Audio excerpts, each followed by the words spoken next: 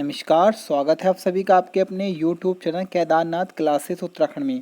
तो देखिएगा, रात के 10 बज चुके हैं और 10 बजे रोज़ाना हम आपके लिए लेकर आते हैं एक प्रैक्टिस सेट, जिसमें हम उत्तराखंड भी कराते हैं, कभी हम जीएस कराते हैं, कभी मिक्स टेस्ट लेकर आते हैं। आज मैं आपके समक्ष लेकर आया हूँ हिंदी का टेस्ट, क्योंकि लगातार छात्रों के कमेंट्स आ रहे थे कि सर एक प्रैक्टिस सेट कराइएगा तत्सम और तद्भव शब्दों को लेके। और कई छात्रों के कमेंट है बार बार, उसी को देखते हुए मैं प्रैक्टिस सेट लाया हूँ। इसके 2 पार्ट आएंगे, एक पार्ट आज लेकर आऊँ 50 क्वेश्चन का, और 50 क्वेश्चन का ही एक सेट और लेकर आऊँगा।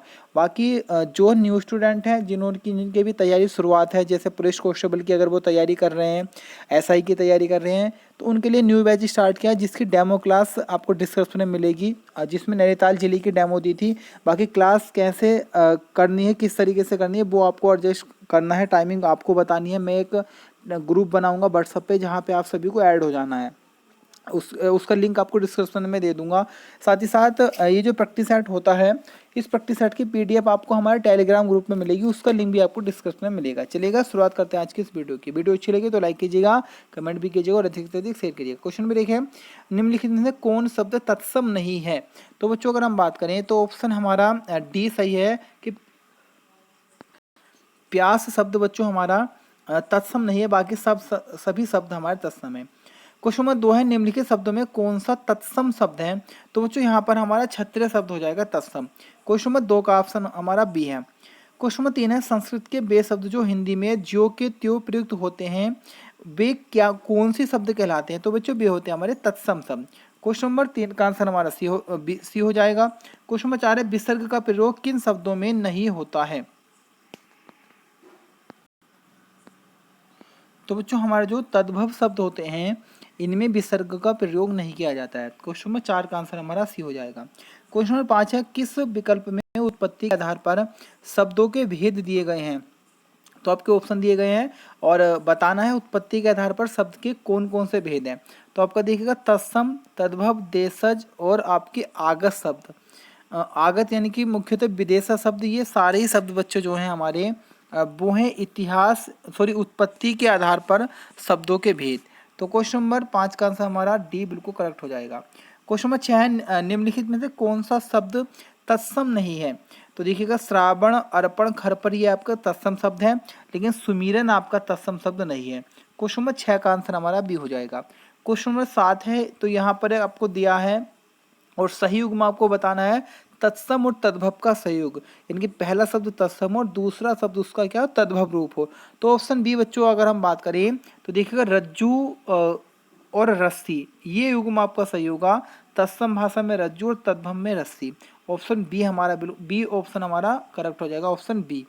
क्वेश्चन नंबर 8 की तरफ बढ़ेंगे बच्चों।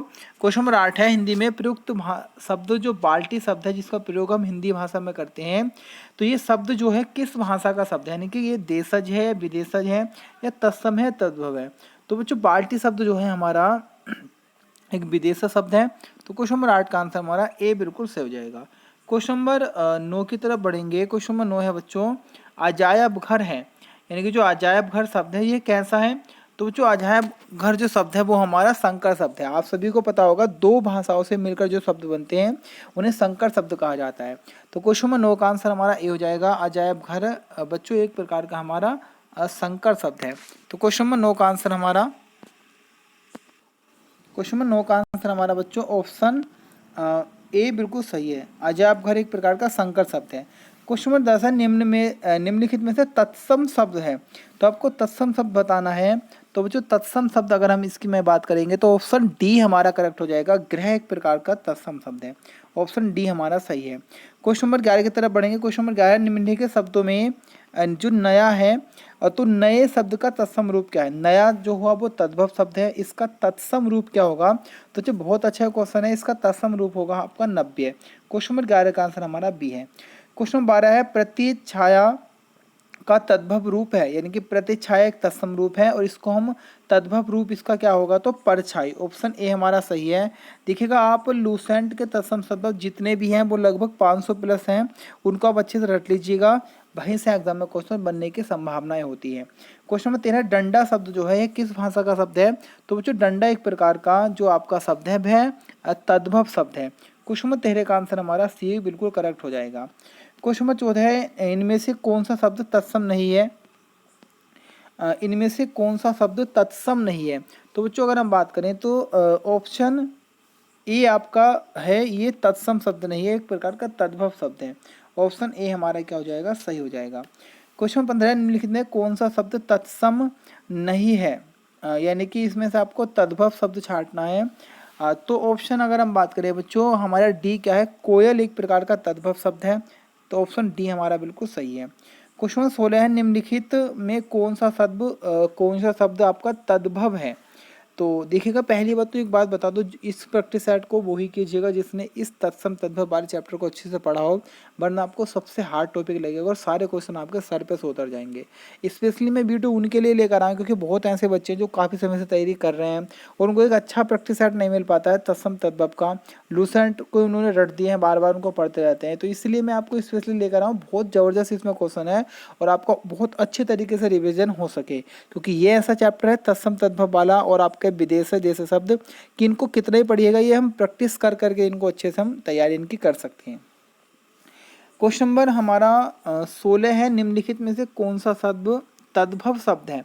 तो बच्चों अगर हम बात करें तो इसका तद्भव शब्द अभी तो हमने बताया था, क्वेश्चन नंबर 15 और 16 में कोई अंतर नहीं है, सेम ही है। ऑप्शन बी आपका हो जाए, कोयल क्या है? तद्भव रूप है।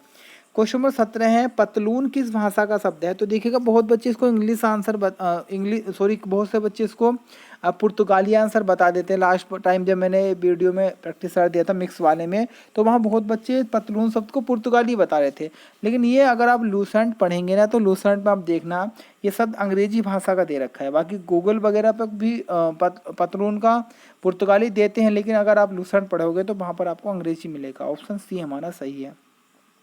क्वेश्चन नंबर 18, उत्पत्ति के आधार पर शब्द के कितने भेद होते हैं? तो बच्चों उत्पत्ति के आधार पर शब्द के 4 भेद होते हैं। क्वेश्चन नंबर 18 का आंसर हमारा ए बिल्कुल सही हो जाएगा। क्वेश्चन नंबर 19 है, व्यवहार के आधार पर शब्द कितने प्रकार के होते हैं? तो जो व्यवहार के आधार पर जो शब्द होते हैं वह आपके 2 प्रकार के होते हैं। क्वेश्चन नंबर 19 का आंसर हमारा सी बिल्कुल करेक्ट हो जाएगा। क्वेश्चन नंबर 20 है, घोटक शब्द का तद्भव रूप क्या होगा? तो घोटक एक प्रकार का तत्सम शब्द है घोड़े का। घोड़े का तत्सम है, तो ऑप्शन डी आपका हो जाएगा बिल्कुल करेक्ट। घोटक का तद्भव रूप क्या है? घोड़ा है। क्वेश्चन नंबर 21 है, कौन सा शब्द इसमें तद्भव शब्द है? इसमें आपको तद्भव बताना है।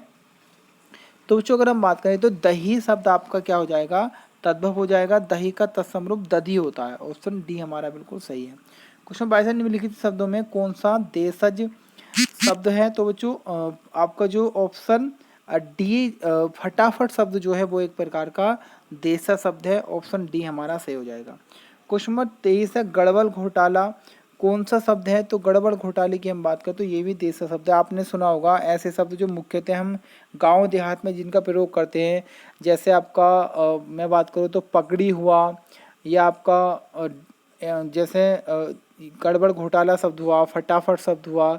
एक प्रकार से देहात वाले शब्द मुख्यतः जिनका हम प्रयोग करते हैं वो आपके देशज शब्द कहलाते हैं। क्वेश्चन नंबर 24 की तरफ पढ़ते हैं, निम्नलिखित शब्दों में से एक फारसी शब्द है, उसको आपको पहचानना है। तो बच्चों अगर हम बात करें तो कबूतर शब्द एक प्रकार का फारसी शब्द है। क्वेश्चन नंबर 24 का आंसर हमारा सी हो जाएगा। क्वेश्चन नंबर 25 है, फलों के निम्नलिखित नामों से कौन सा फारसी भाषा का है? तो जो आपका ऑप्शन डी है, जो ऑप्शन ए अंगूर जो शब्द है आपका फारसी भाषा का शब्द है। क्वेश्चन नंबर 25 का आंसर हमारा ए हो जाएगा। अंगूर शब्द आपका फारसी भाषा का, ऑप्शन ए हमारा सही है। चलिएगा बढ़ते हैं आगे, जो अगले हमारे क्वेश्चन है इस प्रैक्टिस सेट के। तो क्वेश्चन नंबर हमारा 26वां है बच्चों, कारतूस किस भाषा का शब्द है? इसको रट लीजिएगा, बहुत एग्जाम में मैं देख चुका हूँ इस क्वेश्चन को, कई बार आया उत्तराखंड के भी और अन्य एग्जामों में भी। तो बच्चों कारतूस की अगर हम बात करें तो कारतूस शब्द आपका फ्रेंच भाषा का है। क्वेश्चन नंबर 26 का आंसर हमारा डी हो जाएगा।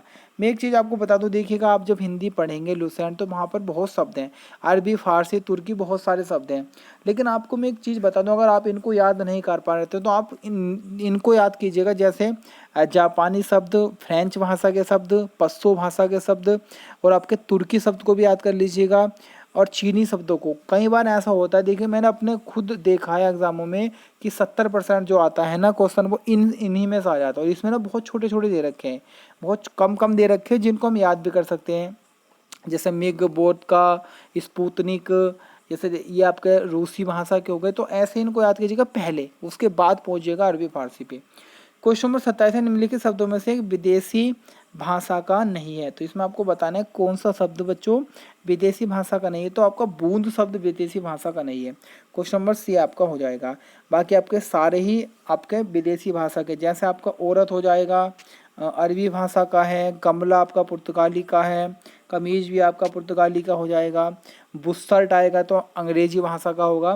क्वेश्चन नंबर 28 है, निम्नलिखित में यौगिक शब्द आपको छांटना है। यानी कि मुख्यतः जो शब्द दो शब्दों से मिलकर बना हो उसको यौगिक शब्द बोलते हैं, या एक तरह से हम जिसका संधि विच्छेद कर दें। तो देखिएगा परोपकार आपका यौगिक शब्द, ऑप्शन ए हमारा सही है। योग रूढ़ शब्द ऐसा शब्द जो किसी तीसरे की विशेषता बताता हो, या एक प्रकार से हम ऐसे कह दें जिसका कुछ अलग अर्थ निकल के आता हो। जैसे बहुब्रीहि समास के सारे उदाहरण योग रूढ़ शब्दों में शामिल होते हैं। जैसे आपका दशानन है बच्चों, दशानन किसके लिए कहा गया, रावण के लिए प्रयोग किया जाता है। तो किसी अन्य का यहाँ पे बात आ रही है, या एक प्रकार से हम कह सकते हैं कि अन्य नाम निकल के आ रहा है। तो ऑप्शन सी हमारा क्या हो जाएगा, सही हो जाएगा। क्वेश्चन नंबर 30 है, कंधा का तत्सम रूप क्या होगा। तो बच्चों कंधे का तत्सम रूप स्कंद होता है। ऑप्शन सी हमारा सही है, स्कंद को ही तद्भव रूप आपका कंधा है। क्वेश्चन नंबर 31 है, उबटन शब्द का तत्सम रूप क्या है। तो देखिएगा ऊर्ध्वतन जो होता है आपका, ऑप्शन सी, इसका तद्भव रूप होता है उपटन। तो यहाँ पे तत्सम मालूम क्या था, तो उपटन का तत्सम क्या होगा, ऊर्ध्वतन आपका होगा। क्वेश्चन नंबर 32 है, निम्नलिखित में से कौन सा शब्द तत्सम रूप है। तो आपको तत्सम बताना है। तो बच्चों तत्सम आपका होगा अंधकार। क्वेश्चन नंबर 32 का आंसर हमारा डी हो जाएगा कि अंधकार एक प्रकार का बच्चों तत्सम रूप है। क्वेश्चन 32 का आंसर हमारा डी है। क्वेश्चन नंबर 33 है, कार्य शब्द का तद्भव रूप क्या होगा। तो बच्चों कार्य शब्द का तद्भव रूप होगा आपका काज। क्वेश्चन नंबर 33 का आंसर हमारा बी है। वीडियो अच्छी लगी हो तो प्लीज़ यार एक कमेंट जरूर कीजिएगा, इतनी मेहनत के बाद आपके लिए लेकर आता हूँ और अपना इंपॉर्टेंट समय निकाल के आपके लिए लेता हूँ, तो जिसके आपके लिए वीडियो बना दूँ जिससे आपकी अच्छी तैयारी हो सके। क्वेश्चन नंबर 34 है, संकर शब्द का अर्थ है। इनके जो संकर शब्द होते हैं वो क्या होते हैं, मैंने आपको अभी बताया कि दो भाषाओं के शब्दों से मिलकर जो बना शब्द होता है तो वो आपका संकर शब्द कहलाता है। क्वेश्चन नंबर 35 है, रेलगाड़ी किस कैसा शब्द है। तो देखिएगा रेल और गाड़ी दो शब्दों से मिलकर बना है, तो ये एक प्रकार का संकर शब्द है। क्वेश्चन नंबर 35 का आंसर हमारा सी हो जाएगा। क्वेश्चन नंबर 36 है, निम्नलिखित में कौन सा शब्द देशज है। तो देखिएगा आपका जो डिबिया शब्द है वो एक प्रकार का देशज शब्द है। ऑप्शन बी हमारा बिल्कुल सही हो जाएगा। चाबी पुर्तगाली है, अलमारी पुर्तगाली है, स्लेट कैसा है, ये आपको कमेंट बॉक्स में करके बताना है, कमेंट करके। क्वेश्चन नंबर 37 निम्नलिखित में कौन देशज शब्द है। तो यहाँ पे आपको देशज शब्द बताना है। तो बच्चों जूता शब्द जो है वो एक प्रकार का देशज शब्द हो जाएगा। क्वेश्चन नंबर 37 का आंसर हमारा डी है। क्वेश्चन नंबर 38 है, हिंदी शब्द भंडार में कितने प्रकार के शब्द होते हैं। तो बच्चों हिंदी शब्द भंडार में आपके मुख्यतः 4 प्रकार के शब्द होते हैं। ऑप्शन ए हमारा सही है।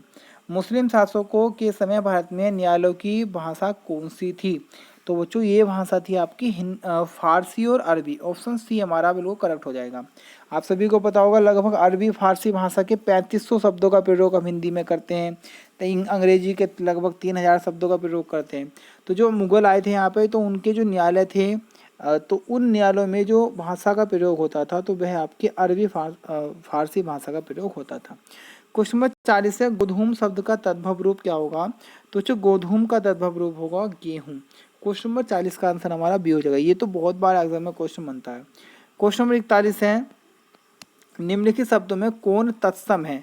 तो भ्रातृ जाया जो शब्द है बच्चों वो आपका तत्सम शब्द है। क्वेश्चन नंबर 41 का हमारा डी हो जाएगा। क्वेश्चन नंबर 42 है, निम्नलिखित शब्द युग्मों में कौन सा असंगत है। तो जो आपको असंगत बताना है। अब देखिएगा बहुत बच्चे ऐसे क्वेश्चन में कई बार गलती कर देते हैं, तो आपको अच्छी नॉलेज होनी चाहिए, आपको अच्छे से याद होंगे तभी आप ऐसे क्वेश्चन कर पाएंगे।